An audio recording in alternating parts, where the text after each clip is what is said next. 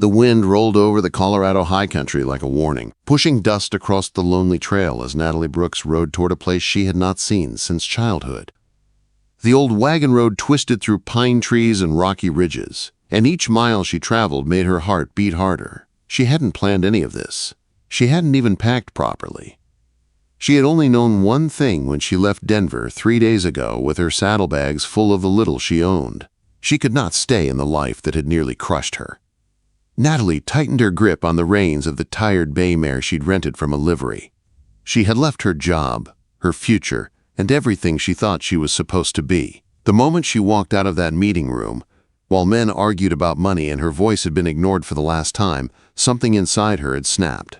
She didn't know where home was anymore, but she remembered one place where her heart had ever felt steady: Thunderhoof Ranch, her grandmother's land.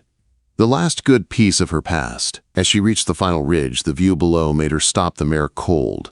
Thunderhoof Ranch lay silent in the fading afternoon light. The barns sagged, fences leaned sideways. The once green pastures looked thin and tired. The main house, once bright with her grandmother's curtains, now looked gray and worn by storms. A single lantern glowed in the kitchen window, flickering like it was fighting to stay alive. Natalie's breath trembled.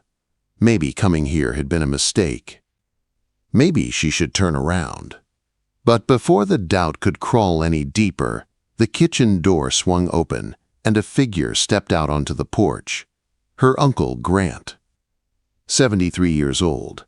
Broad-shouldered once, now hunched from years of hard work. But his voice was the same as she remembered, rough and honest.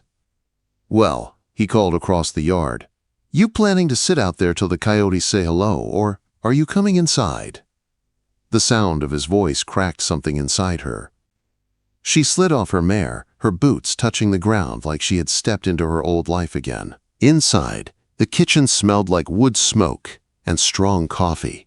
The same scarred oak table stood in the center, the one her grandmother used to knead bread on every Sunday. Grant poured her a cup without asking. He didn't smile. He simply looked at her steady, waiting for the truth. "Heard you left your job," he said. "Yeah," she answered, staring into the dark coffee. "Your brother sent me a letter," Grant continued. "Said you had some kind of spell, panic, or nerves or something. Said I should be ready for you to show up." Natalie tried to hold herself together. "I'm not sure what it was. I couldn't stay there anymore." Grant watched her, his old eyes sharp as a hawk's. "What are you running from?" She swallowed. "Everything. Nothing." "I don't know." Grant leaned back in his chair. "This ranch isn't much of a home these days. Can barely keep the lights burning. Should have sold it years ago." "Then why didn't you?" He looked down at his hands, calloused from decades of work. "Because your grandmother made me swear I'd hold on till someone came back who cared. I didn't think anyone would." His voice broke on the last word. Natalie felt her chest loosen for the first time in months. They sat in silence until Grant cleared his throat. "I bought a horse," he said suddenly. Natalie blinked. "What?" "Draft horse, big gray Percheron. Saw an ad at the trading post. Owner passed. Family needed him gone fast. He was cheap. Too cheap." Grant rubbed his neck. "Shouldn't have done it. I can't afford another mouth to feed, and my back ain't good enough to use him. But something about that ad." "Where's he now?" "Back pasture. Been standing out there for days, hardly moves. I think he's heartsick. Horses get that way sometimes." Despite herself, something flickered inside Natalie. A small spark. "Can I see him?" The sun had dropped low when they walked out to the far pasture. Shadows stretched long across the ground as the first stars appeared. And there, standing still as carved stone, was the biggest horse Natalie had ever seen. A towering gray Percheron. Dappled coat silver in the moonlight. Heavy feathered legs. A neck thicker than a tree trunk. But none of that was what struck her. It was his stillness. He stood facing the dark tree line, unmoving as if waiting for something or someone that would never come back. "How old?" she whispered. 17, Grant said. "Name's Silver Iron. Worked the logging camps up north his whole life. strongest horse I ever laid eyes on.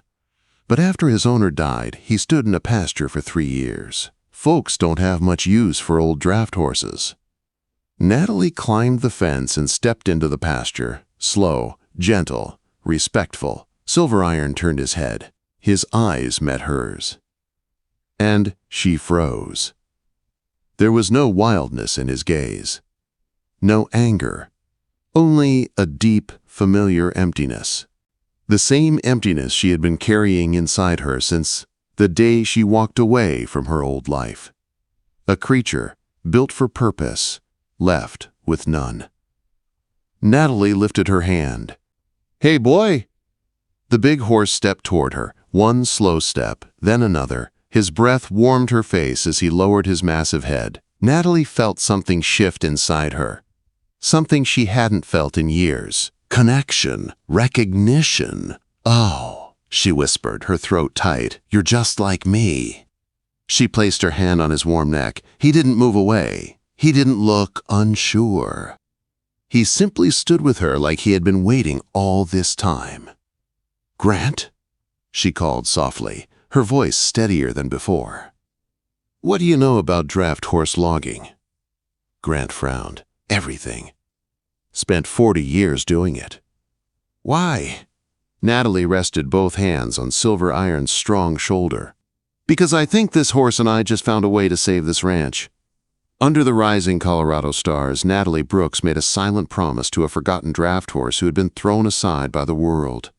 They would rise again, together. The first days felt like war. Not the kind fought with guns or outlaws, but the kind fought inside muscles, bones, and a heart that had forgotten how to push forward. Natalie woke before sunrise, long before the frost began to lift off the grass, and found Silver Iron already waiting at the fence.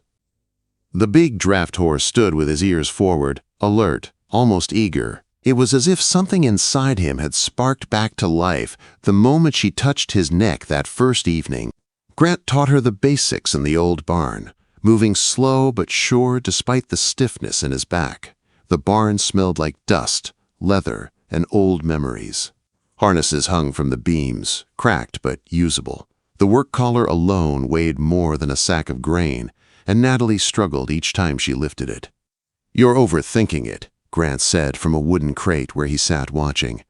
"These horses know their job. It's you who has to learn yours." Silver Iron stood patient and still while she fumbled with the straps. His giant body never shifted, never flinched, even when her clumsy hands tugged too hard or dropped something loud against the ground. He seemed to understand she was new, and he allowed her the mistakes. By the third morning, her hands were blistered, her shoulders burned. Twice Silver Iron had stepped on her boot, just a small warning that she was standing in the wrong place. Grant chuckled each time she yelped. "He's teaching you," he said, "and he's gentle about it. That's a rare thing."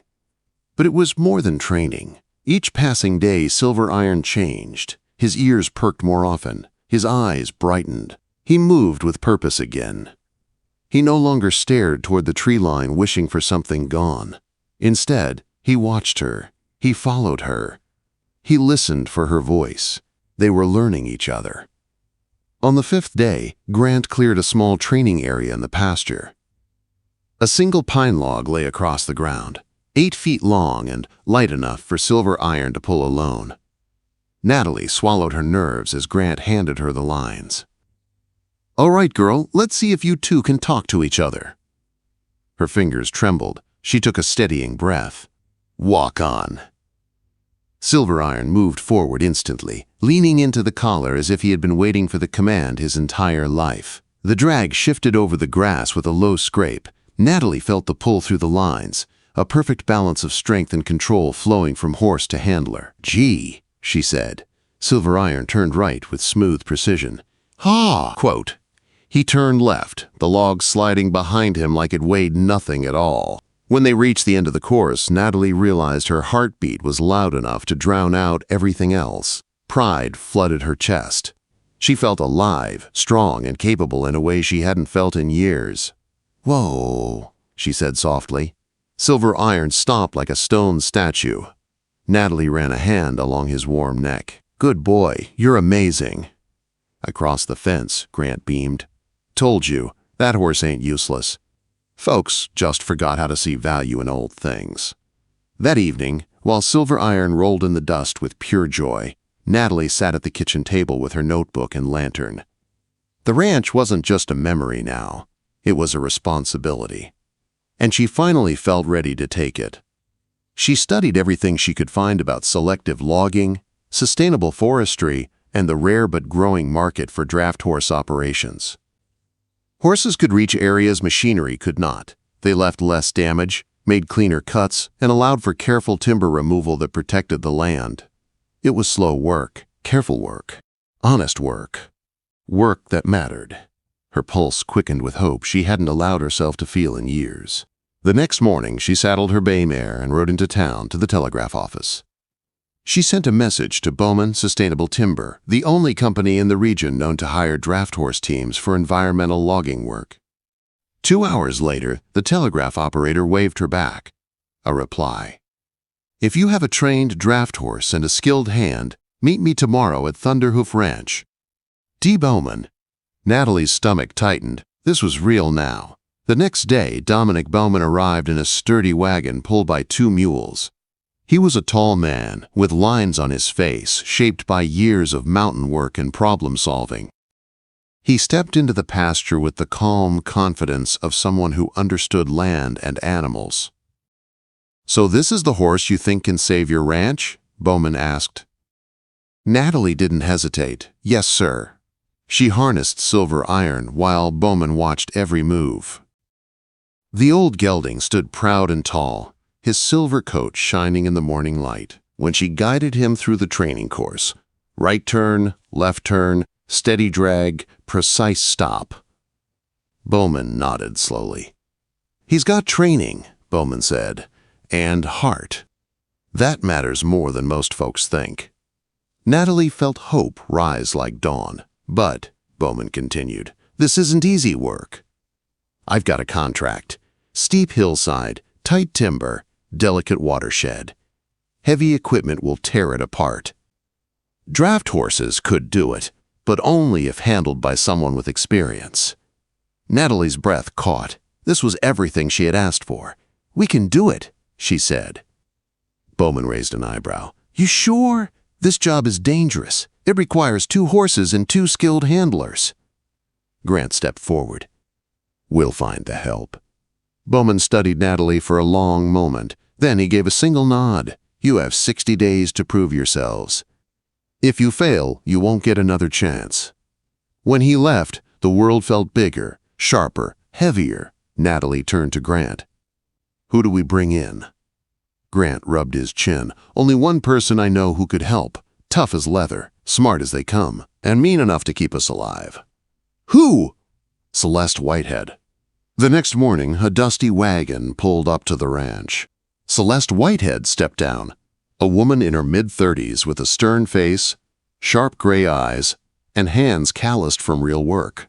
Behind her wagon rode a massive chestnut Percheron mare named Copperfield, just as powerful as Silver Iron. Celeste didn't waste time on greetings. "I'm here to see if you're worth working with," she said. "And if you're not, I'll tell Bowman to give that contract to someone who won't die doing it." Her bluntness made Natalie's heart pound. But Celeste was exactly the kind of person they needed. "Let's begin," Natalie said. And so they did. Celeste trained Natalie harder than anyone had ever trained her in her life. Before sunrise, they were in the pasture. After sundown, they were still practicing. There were no shortcuts, no gentle words, no easy days. Celeste pushed her until her legs shook, until her hands blistered, until her voice was strong enough to command a horse that outweighed her 10 times over. Silver Iron grew stronger too. His coat brightened, his stride lengthened, and each morning he greeted Natalie with a deep, warm nicker that felt like a promise. Copperfield, Celeste's chestnut mare, worked beside him with a steady power that made even Uncle Grant shake his head in wonder. "Those two," he muttered one evening, as the horses grazed side by side, "are the finest team I've seen in 40 years." With every day that passed, Natalie felt herself changing. She was learning to read the land, feel the weight of a log through the lines, sense Silver Iron's thoughts through the tension in the reins. She was not the woman who had walked out of a cold, silent meeting room months ago. Out here, she could breathe again. And then the day came. Bowman's contract site waited deep in the mountains. The land was steep and raw, the hill rising at a sharp angle. Old-growth pines stood tall above a narrow watershed that cut through the slope like a silver thread. Machinery could not touch it without tearing scars into the earth. Only horses could work here. Natalie stood beside Silver Iron at the top of the ridge, her heart thumping so hard she felt it in her throat. Celeste stood below with Copperfield, steady and ready.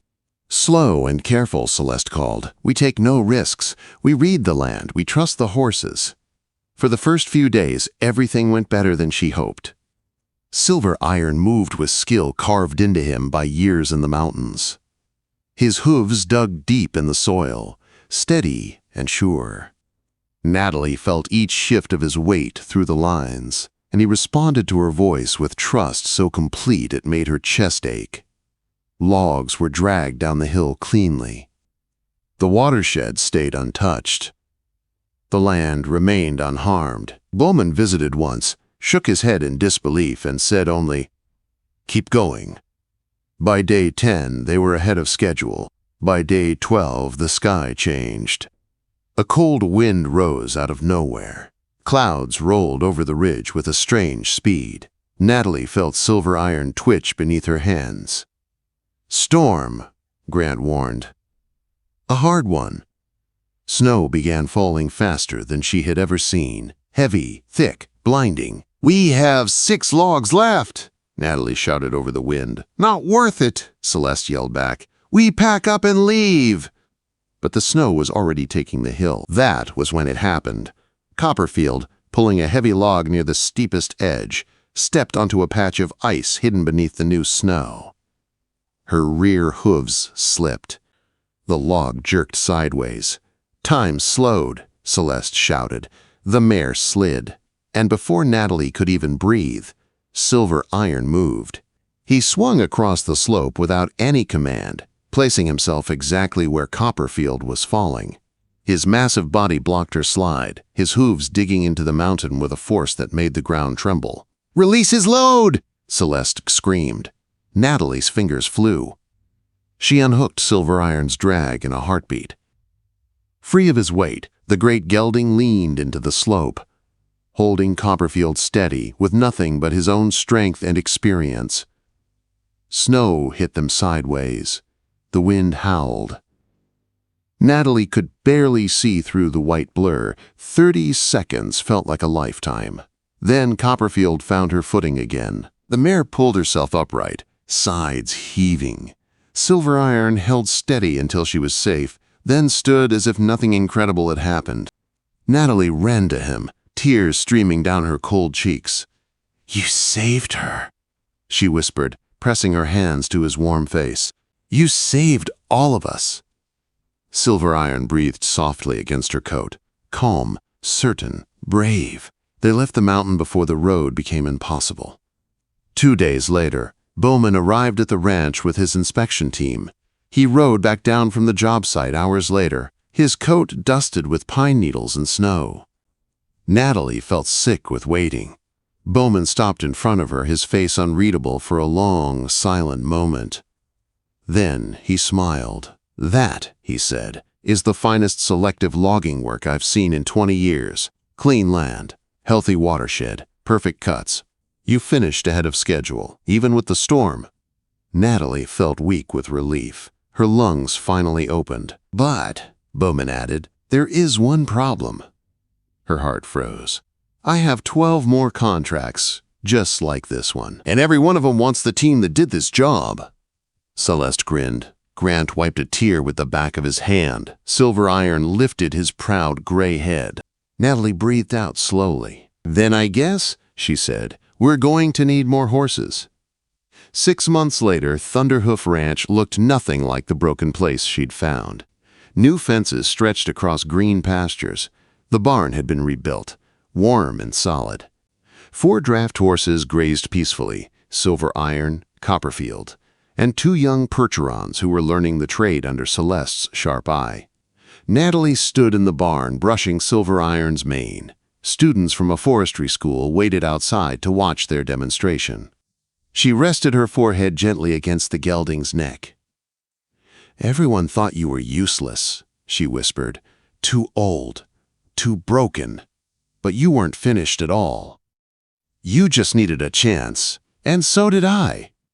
Silver Iron turned his great head and nudged her shoulder with quiet affection. Across the yard, Celeste called out, "Natalie! Bowman just sent word. Another contract. Big one in Wyoming." Quote. A warm breeze swept through the barn. The sun lit Silver Iron's coat until he gleamed. Natalie smiled. "Ready, boy?" Silver Iron lifted his head high, proud and unbroken.